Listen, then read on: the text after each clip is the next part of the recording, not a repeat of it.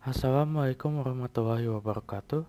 Perkenalkan, nama saya Aufa Falah Nuryadin, di mana saya akan mempresentasikan hasil diskusi kelompok saya dengan judul Analisis Penerapan Balance Scorecard dalam Perspektif Pelanggan pada PT Lion Mentari Airlines atau Lion Air, di mana anggotanya ada saya sendiri, Aufa Falah Nuryadin, terus ada Muhammad Gilang Pamungkas, Al-Fatir Lazwardi, Firza Ryan, dan Dika Diaka.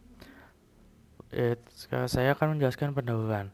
Industri penerbangan Indonesia mengalami pertumbuhan pesat dengan jumlah penumpang mencapai 97,1 juta pada tahun 2023.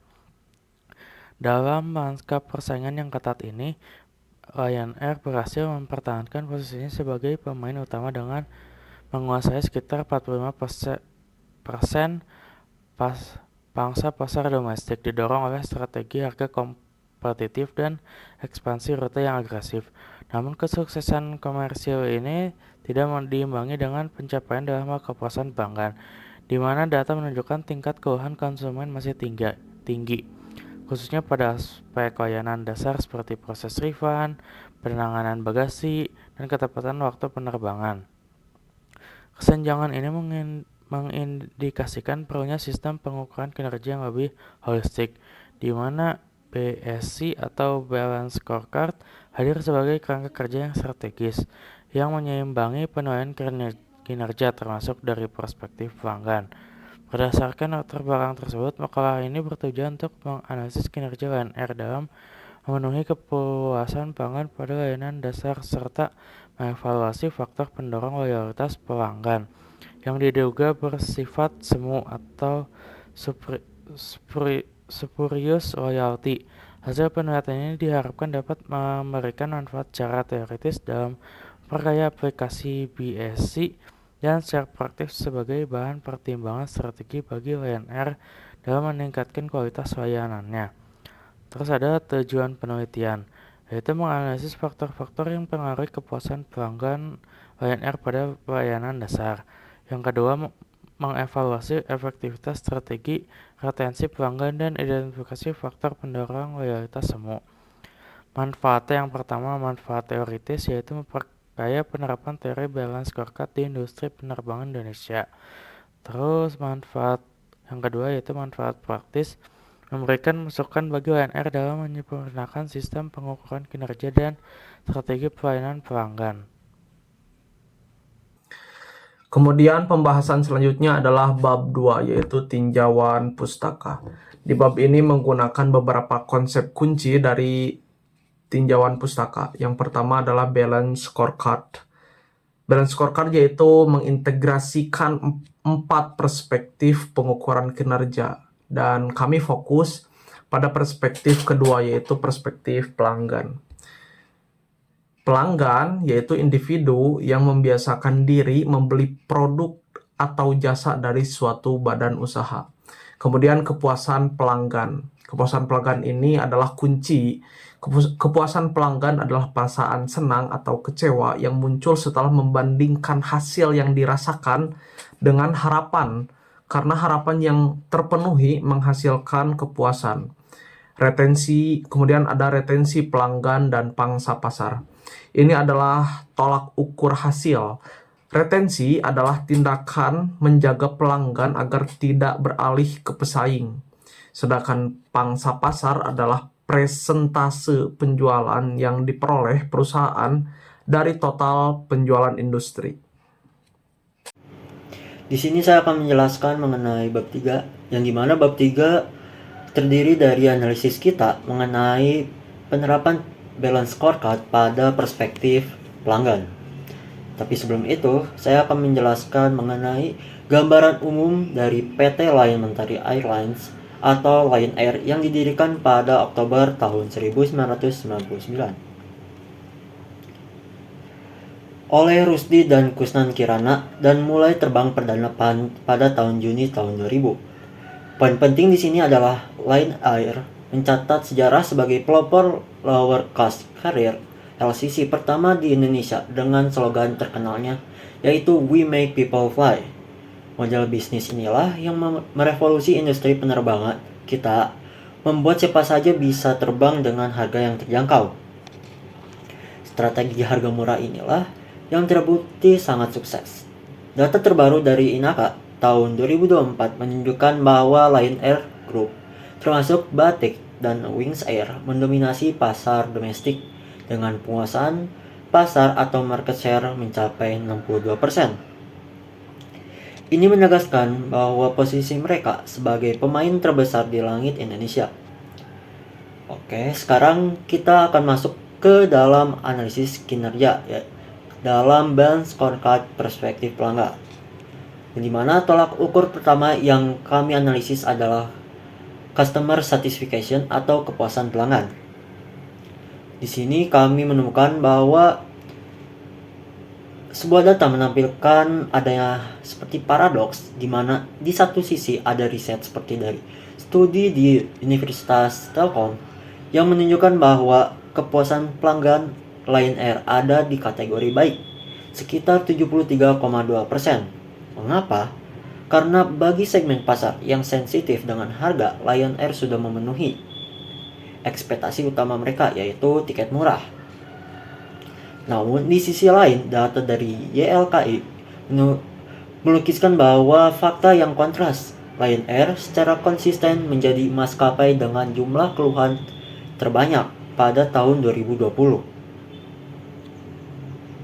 Pada tahun tersebut saja mereka menyumbang 18,7 dari total keluhan transportasi. Apa saja yang dikeluhkan? Tentunya ada 3 masalah fundamental. Yang pertama itu ada refund. Ini keluhan utama sebesar 62,5%, di mana proses pengembalian dana dinilai sangat lama hingga berbulan-bulan. Selanjutnya itu bagasi. YLKI mencatat sekitar 80% pengaduan masalah bagasi hilang atau rusak yang tertuju pada Lion Air. Selanjutnya ada masalah klasik yang masih sering terjadi, yaitu delay. Baik, nama saya Dika Diaka, NPM 018. Jadi pembahasan yang selanjutnya itu tolak ukur loyalitas dan retensi pelanggan. Jadi jika diukur dalam dominasi Lion Air Group, itu tuh bisa mencapai 62% di pasar domestik, yang menunjukkan bahwa mayoritas keloyalitasan dari pelanggan ini tuh bisa tergolong yang lebih tinggi gitu dari rata-ratanya. Nah, jadi Lion Air ini punya strategi tersendiri, yaitu program frequent flyer yang bernama Cabin Club, atau dulunya itu sebagai Lion Air Passport Club, yang dimana pelanggan itu bisa mengumpulkan poin dari setiap penerbangannya sehingga bisa mendapatkan penerbangan gratis dan perluasan bagasi. Lalu yang ketiga itu tolak ukur layanan kritis. Dalam data yang dirilis Kemenhub itu periode Juli-Desember 2015, Lion Air ini tuh memiliki tingkat persentase sebesar 70% dengan tingkat keterlambatan delay sebesar 29%. Lain halnya dengan pesaingnya yaitu seperti Batik Air 91% dan Garuda Indonesia 85%. Nah, data ini tuh menunjukkan bahwa kinerja Lion Air itu belum sepenuhnya baik dalam kinerja.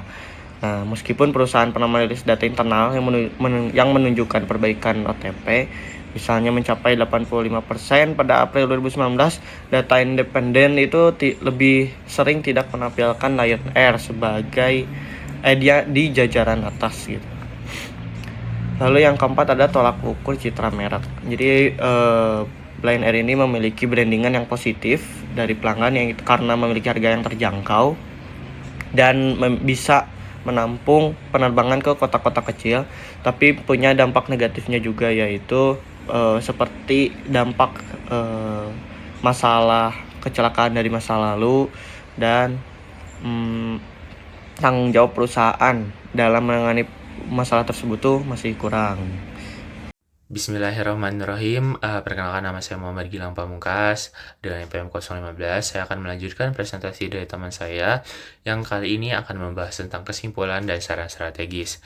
Kesimpulan utama yang bisa kami ambil dari analisis balance scorecard kami ini adalah bahwa dominasi pasar Lion Air saat ini memiliki fondasi yang rapuh Kinerja yang kuat di dimensi finansial tidak diimbangi dengan keandalan di dimensi non-keuangan, terutama perspektif pelanggan. Loyalitas yang ada sebagian besar adalah layanan semu, didorong oleh harga termurah, bukan oleh kepuasan layanan yang superior. Maskapai ini rentan terhadap perubahan pasar, dan kompetitor yang baru mampu meniru harga sambil menawarkan sedikit peningkatan dalam kualitas layanan dasar. Saran strategis yaitu transformasi fokus.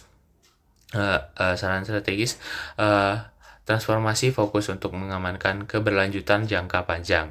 Lion Air harus memprioritaskan transformasi fokus dari efisiensi biaya ekstrem menuju ke andalan operasional minimum yang wajar. Saran pertama yaitu operational excellence, yakni fokus pada OTP dan bagasi. Tindakan yang bisa dilakukan oleh mereka yaitu memprioritaskan perbaikan on-time performance atau OTP sebagai investasi utama. OTP yang buruk adalah akar dari banyaknya keluhan pelanggan. Ini memerlukan perbaikan sistem ground handling dan manajemen turnaround time pesawat untuk mengurangi efek domino keterlambatan. Saran kedua yaitu integrasi standar layanan minimum. Jangan korbankan standar layanan minimum yang diwajibkan oleh status low cost carrier.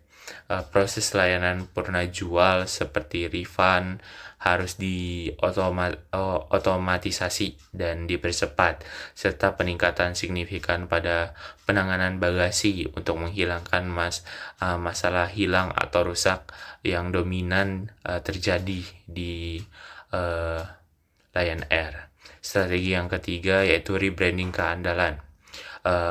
Tindakan yang bisa mereka lakukan adalah komunikasi merek harus berlari dari sekedar murah menuju janji murah dan andal atau reliable. Ubah loyalitas semu menjadi loyalitas sejati dengan membuktikan komitmen pada ketepatan waktu dan layanan yang transparan. Maskapai ini harus bertransformasi dari sekedar market leader menjadi service leader di segmen LCC. Semoga penjelasan saya bisa dimengerti dan dipahami. Sekian dari saya, wabillahi taufiq wal hidayah. Wassalamualaikum warahmatullahi wabarakatuh.